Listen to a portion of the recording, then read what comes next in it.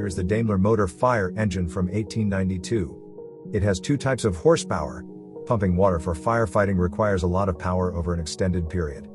The Daimler motor fire engine, built in 1892, uses a 3-liter 2-cylinder engine with 7 horsepower and a pump to deliver 300 liters of water per minute. At that time, however, the fire brigade still needed the eponymous type of horsepower to get to the scene of the incident.